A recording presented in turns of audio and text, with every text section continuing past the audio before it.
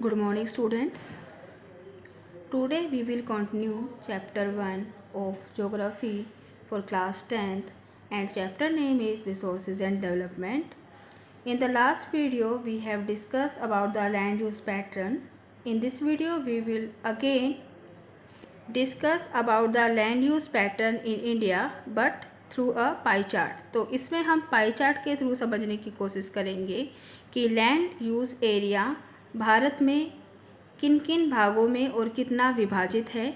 तो यहाँ पर मैंने दो डायग्राम यूज़ किए हैं, 1960-61 वाला और 2008-2009 में किस तरह से लैंड यूज़ एरिया था भारत का, उसको हम यहाँ पर कंपेयर करने की कोशिश करेंगे।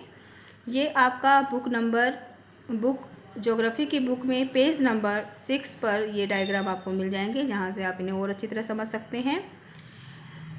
लैंड यूज़ एरिया हमने 100% लिया है यहाँ पर, तो 100% के अकॉर्डिंग हमने इसको अलग अलग पार्ट्स में डिवाइड किया है। तो चलिए देखते हैं। 1961 में फॉरेस्ट का एरिया था 18.11%। तो 18.11% फॉरेस्ट का एरिया था 1961 में, जो कि 2008-2009 में बढ़कर कितना हो गया 22.78%।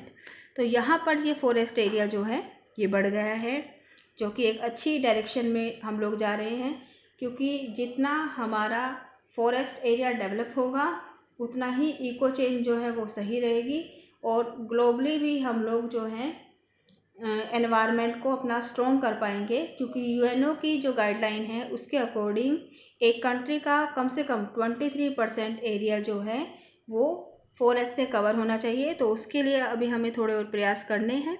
हो सकता है कि अभी लेटेस्ट डाटा के अंदर हमने इसे अचीव भी कर लिया हो, लेकिन अभी फ़िलहाल हम इसके अकॉर्डिंग कंपैरिजन कर रहे हैं। तो इसके अकॉर्डिंग हमें थोड़ा सा फॉरेस्ट को और बढ़ाने की ज़रूरत है।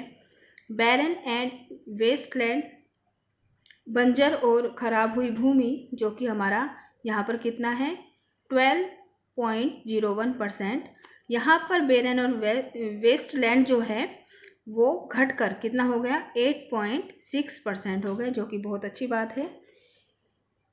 बैरन यानी कि बंजर और जो ख़राब हुई भूमि है उसको हमने हो सकता है कि दूसरी चीज़ों में यूज़ कर लिया हो, जैसे इसके नीचे ही है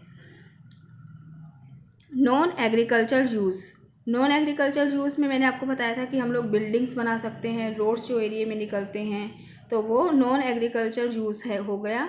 तो हो सकता है कि बैरन और वेस्टलैंड का एक हिस्सा हमने नॉन एग्रीकल्चर यूज़ में यूज़ किया हुआ हो, क्योंकि पहले हमारे पास नॉन एग्रीकल्चर यूज़ वाला हिस्सा था 4.95% और अब ये बढ़कर कितना हो गया है 5.57%, जो कि बहुत अच्छी बात है। हमारी अर्थव्यवस्था, हमारे देश की ग्रोथ को दिखाता है ये नॉन एग्रीकल्चर यूज़ वाला हिस्सा, क्योंकि जितनी ज़्यादा बिल्डिंग्स बन रहे हैं, जितनी ज़्यादा सड़कें बन रही हैं, तो इसका मतलब हम डेवलपमेंट उतना ही और ज़्यादा कर रहे हैं।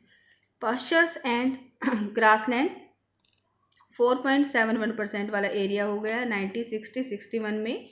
यहाँ पर ये देखिए पोस्चर एंड ग्रासलैंड वाला एरिया थोड़ा कम हुआ है 3.38%। रीज़न ये हो सकता है कि पहले कैटल रेयरिंग बिजनेस में बहुत लोग इंगेज होते थे, लेकिन अब वो लोग कम इंगेज होते हैं, तो इसीलिए पास्चर एंड ग्रासलैंड की ज़रूरत कम पड़ती है।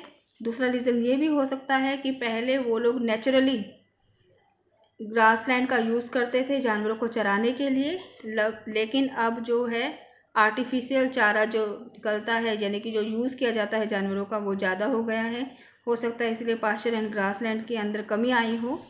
नेक्स्ट है मिसक्लेनियस ट्री क्रॉप्स यानी कि अवांछनीय पेड़ पौधे जो अपने आप से किसी भी एरिया में उग जाते हैं। पहले 1960-61 के अंदर ये रेशो था 1.50% और अब ये और भी कम हो गया है, जो कि बहुत अच्छी बात है, क्योंकि ये हमारे एरिया को, कृषि योग्य भूमि को और ज़्यादा ख़राब कर देता है। तो जितना ये कम रहेगा उतना हमारे लिए भी अच्छा है। तो ये हो गया 1.11%। That is good for us, ये भी हमारे लिए बढ़िया है। उसके बाद है हमारे पास कल्चरेबल वेस्टलैंड 6.23%। कल्चरेबल वेस्टलैंड वो एरिया होता है जहाँ पर जो एरिया 5 साल से ज़्यादा के लिए छूटा हुआ है, यानी कि 1 से लेकर के 5 साल तक से ज़्यादा के लिए 1 से 5 साल पहले कभी वहाँ पर कृषि होती होगी, अब वहाँ पर कृषि नहीं हो रही है तो उस एरिया को छोड़ दिया गया है। तो पहले वो कितना था 6.23%, अब ये कम होकर के कितना हो गया है 4.17%, जो कि गुड सही है बिल्कुल। नेक्स्ट है current fallow. Current fallow area वो एरिया है जो कुछ महीनों के लिए या 1 साल से कम की अवधि के लिए खाली छोड़ा जाता है। तो पहले वो एरिया था 3.50%, अब वो हो चुका है 3.37%, जो कि घटा है। ये भी एक सही डायरेक्शन में हम लोग जा रहे हैं, क्योंकि जितना हम लोग भूमि को ज़्यादा से ज़्यादा यूज़ करेंगे उसका मतलब हम लोग उतना ही सेल्फ सफिशिएंट हो जाएंगे ग्रेन्स की डिपेंड करने में, यानी कि हम लोग किसी और के ऊपर डिपेंड नहीं रहेंगे, अपना हम लोग स्वतंत्र तरीके से अनाज को उगा पाएंगे।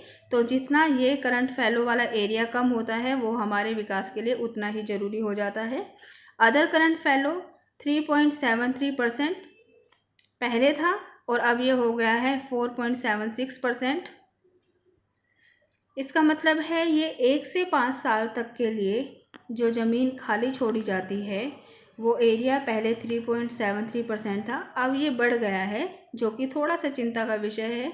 इसके ऊपर हमें थोड़ा सा काम अभी करना पड़ेगा, क्योंकि हमारे लिए ये ज़रूरी है, ये आवश्यक है कि क्योंकि हमारी देश की पॉपुलेशन बहुत ज़्यादा इंक्रीज़ हो रही है, तो हम लोगों को अपनी एग्रीकल्चर के ऊपर ज़्यादा फोकस करने की ज़रूरत है, ताकि हम लोग बहुत ज़्यादा ग्रेन जो है वो उगा सकें। उसके लिए ज़रूरी है कि ये अदर करंट फैलो वाला एरिया कम होना चाहिए, लेकिन ये थोड़ा बढ़ गया है। उसके बाद नेट सोन एरिया हमारा इंक्रीज़ हुआ है, पहले ये था 45.62% और अब ये बढ़ करके कितना हो गया है 46.24%।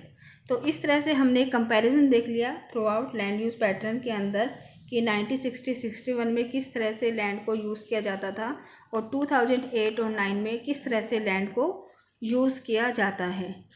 तो नेक्स्ट हम अपनी अगली वीडियो के अंदर करने वाले land degradation and conservation measures, soil as a resource and classification of soil.